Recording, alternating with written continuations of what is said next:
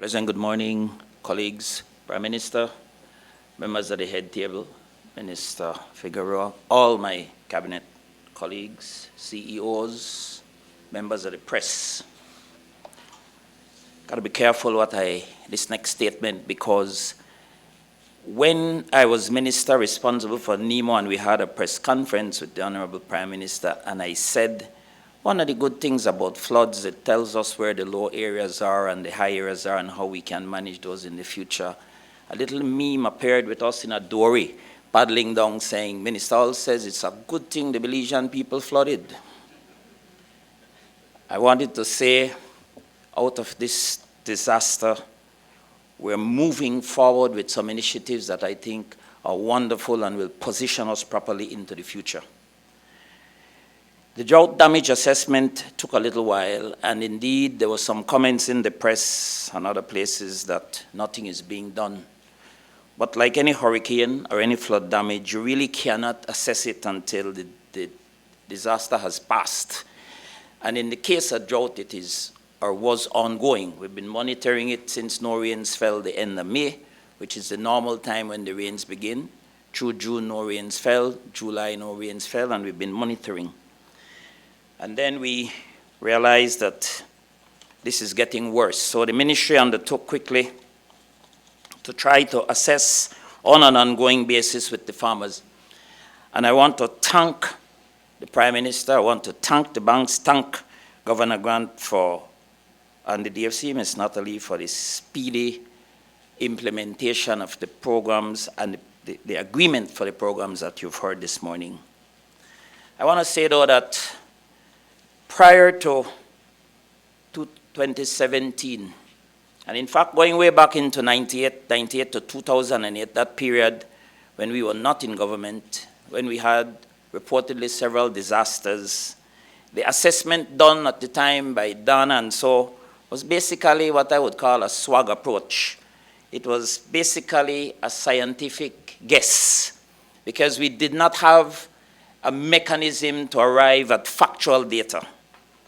In 2017, the ministry undertook what was called the BAMES program, which is a Belize Agriculture Information Management System.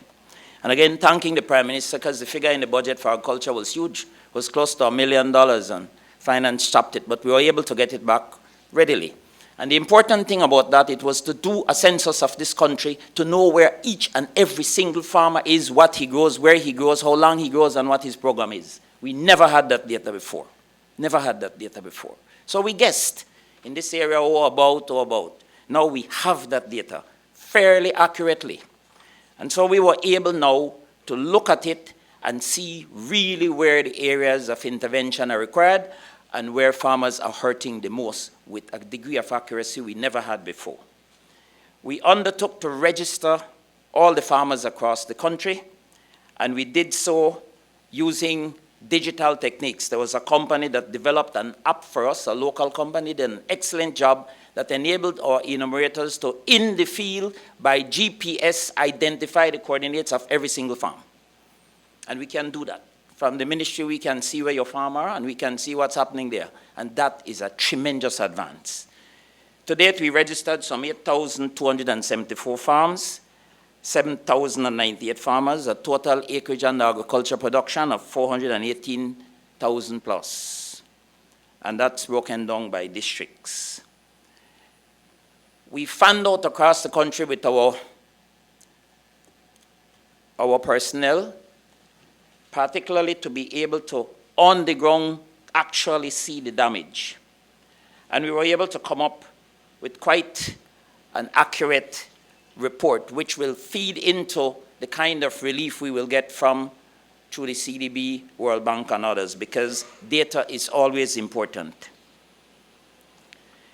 We did bananas, we did citrus, livestock, aquaculture, grains, large and small and subsistence farmers, covered structures. The only area we had some difficulty, and I will say so because I hope that that difficulty will be solved, and this is in the sugar belt.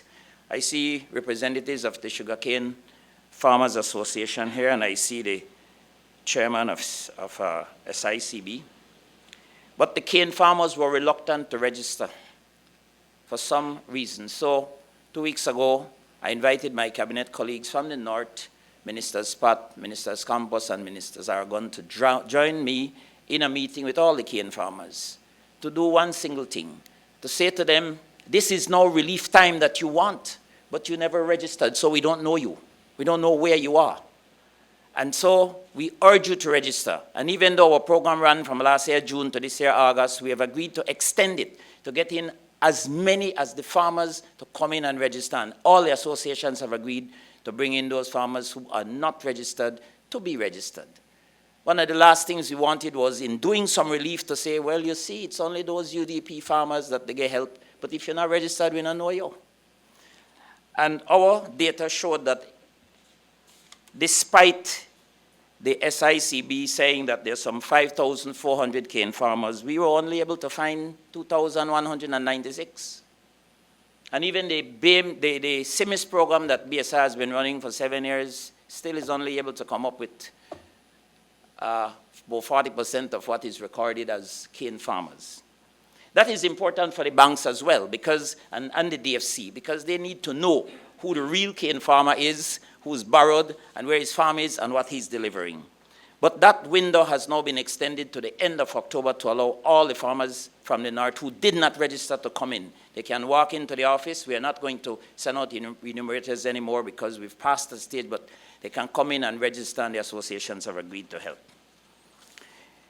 In sugar, we understand, to go now crop by crop, in sugar, we understand that there's about 30 to 50% what they consider damaged, and this is primarily a significant decrease in the regrowth and development, the stalk thickness of the plant, the height of the plant, and the active leaves. And so the estimate is that there will be a significant reduction in delivery of cane in the upcoming 2019-2020 season. Most of the damage was observed in the older cane, the ones that were cut first, that was delivered last year around November, December, because they normally grow back. And cane is a resilient plant. It's a family to the grass plant. It will come back, but it struggles to come back. So the stalk won't be thick enough, won't be tall enough, there won't be enough nodes, there won't be enough active leaves, and so you have a smaller amount of sugar content in the cane. We estimate that, in fact, because we know 1.3 million tons was delivered in the 18-19 season, which was a record delivery, producing roughly 150,000 tons, that a 30% decrease will leave us with about 900,000 tons being delivered, with a significant decrease in sugar as well. And as Mrs. Bedran said, well, you know, that has a spin-off across the entire sector, including our foreign exchange earnings. In corn, which she mentioned, the biggest hit was in yellow corn, and it was the Cayo district. We had 14,870 acres of yellow corn damaged. And by damage, we mean reduced yield. The corn is going to yield, but the average yield is 5,000 pounds per acre. We're looking at about 2,000. So we have a significant reduction there in yellow corn. And 2,300 plus acres completely lost. That didn't survive at all. That's in the Cayo district. In the Corozal district, we lost all the yellow corn, 4,200 acres, and white corn, 1,900 acres. White corn is not grown in any significant quantity in the Cayo district, we're told. In Orange Rock, again, we lost all the yellow, 1,900 acres, and a small amount of white. So the total damage in corn that we are looking at is very significant. Two things we must remember, though. There is still a lot of corn in stock, and some of the corn will be coming back. So despite the increase in the Dukono to $1.50 and the Tacos and so, there will be some opportunistic approaches being taken as well. It is not that there is no corn at all for people to have. It will certainly affect our exports of corn that we've been doing so good with. In soybean, the Corozal district was the hardest hit with roughly 7,400 acres completely lost, and in Orange Rock, 2,400 acres again completely lost, a total of about 9,700 acres of soybean gone. Soybean has been back and forth because we've been importing soybean for some time. The ministry has given import permits to bring in soybean from Mexico. That affects, of course, your chickens because it's primarily chicken feed and others, We had already started a very brilliant, aggressive exportation of soybean oil into Jamaica in collaboration with a Jamaican company. That may have a little difficulty now with the reduction in the soybean that we have. The small farmers, including vegetables, their own local corn, etc., and other things that small farmers have, we have a total of 816 small farmers that were affected directly between Belize, Cayo, Corozal, and Orange Walk, and a total of about 900 acres. Those are 1 acre plot, 1.5 acre plot, half manzana plot, etc. Red kidney beans not affected because the season is November to February. Rice clearly not affected, and potatoes and those that are in the season of November through to February, again, not affected. Livestock took a big hit, but livestock is a little touchy because the figures given to me that is about 60,300 heads of cattle that have been affected, not dead, means they lost weight, they get mager, they didn't have water, never had grass. So the estimate is roughly about 50 pounds per animal, and of course at $1.50 a pound, it's a significant reduction. Cattle will come back for sure, but it's a little untimely because a month ago, almost a month ago, Minister Pat and I had a meeting in Mexico City with our Mexican counterpart to begin the process of getting our cattle directly into Mexico. We took our Baja team, met with their Seneca to be able to arrange the final details to move cattle straight into Mexico instead of going through the back door of Guatemala and then up into Mexico where we lose value. So this will give us a little setback, but that process is continuing and we will recover the cattle. In the southern districts, there was no significant effect in Dangriga, in the Stan Creek district, in the Toledo district. Indeed, they had some rainfall problems. In fact, just last week, Jordan and Blue Creek flooded terribly, and we will have to help those farmers who suffer not from a drought, but from a flood with some seeds. And indeed, our extension officers down there have been on that already. Bananas required some help. They had to do additional pumping to prevent water stress to the plants, and the government has helped the banana farmers in that regard. Citrus, we have no data on citrus except that it is reported to us by CPBL and the association that the stress effects are being shown on the fruits, but they will know the exact effect of that when they begin to harvest. As you know, citrus has been taking quite a licking with HLB as we go along. Indeed, there's been some attempts to replant with what they consider HLB tolerant, not resistive, but tolerant varieties, and we hope that may show some success. So that gives you a kind of overview of the various crops and livestock products that have been affected. The total damage, and again, our ministry has been keen on this. I'm very proud of my guys. I want to commend the CEO and all the staff, the chief agricultural officer, the chief of extension, and everybody who's been on this day and night. I get messages at 1:45 in the morning and at 4:15 in the morning from Jose and other people, so we no sleep.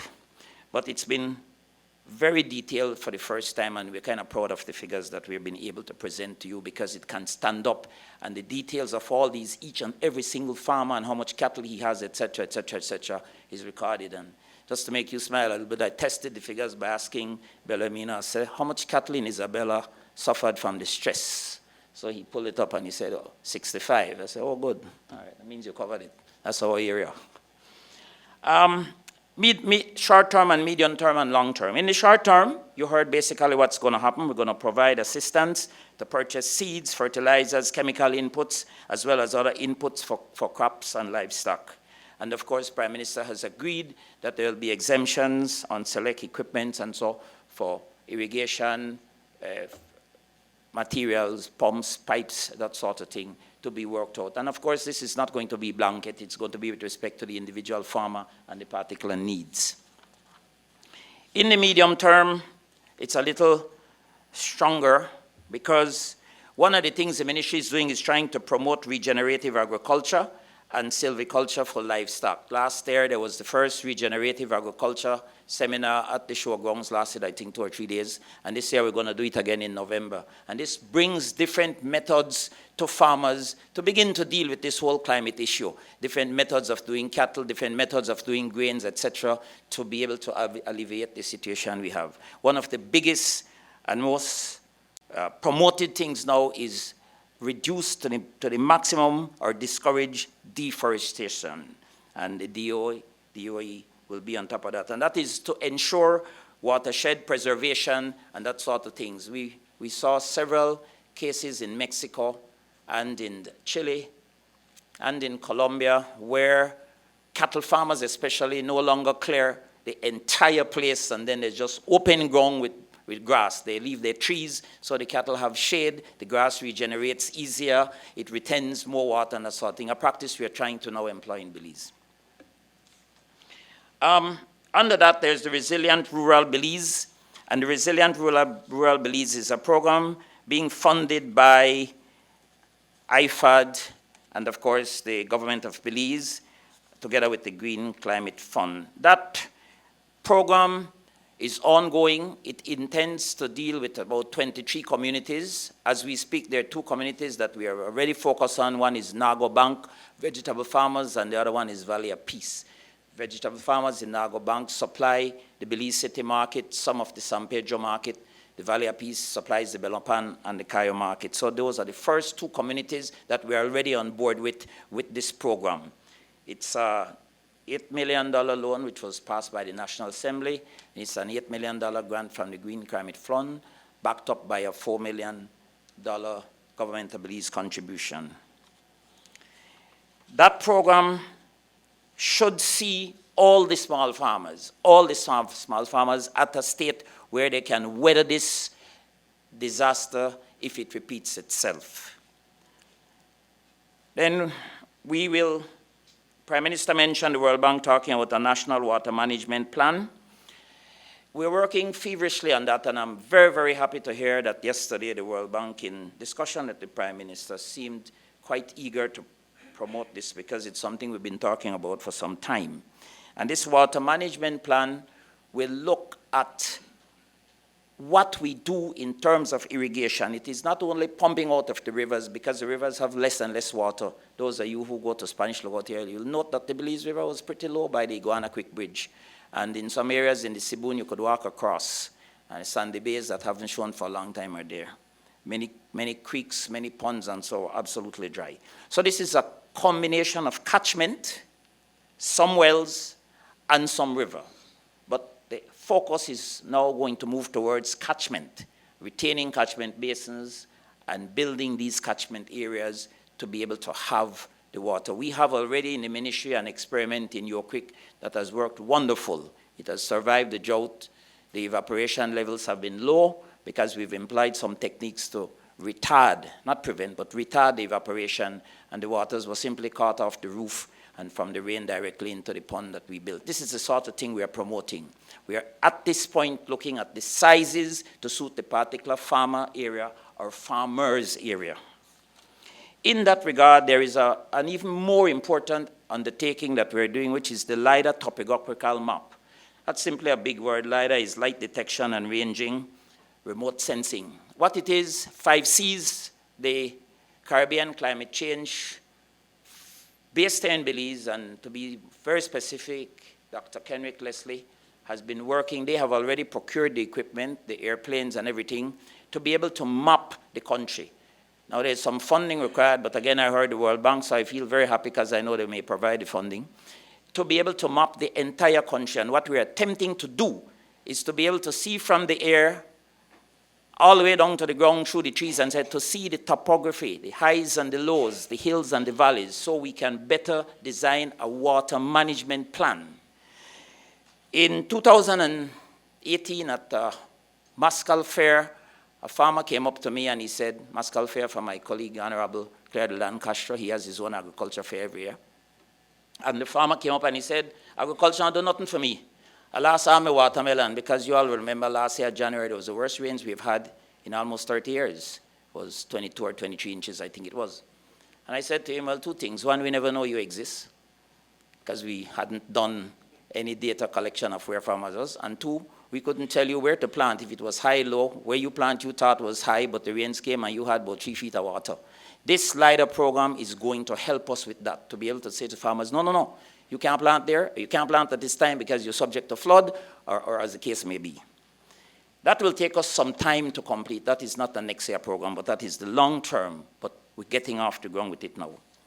And then last but not least is our climate smart agriculture. This is on the way already, where we're promoting the tropical greenhouses, regenerative agriculture, where we've been working with Amexid in the school feeding program, all in an attempt to get away from what we traditionally did. Put your vegetables out there in the field, wait and pray for rain, and hope that there's not too much sun to burn it, hope that the flies don't get for it. The greenhouses are really magnificent because it's a controlled environment in which we can farm.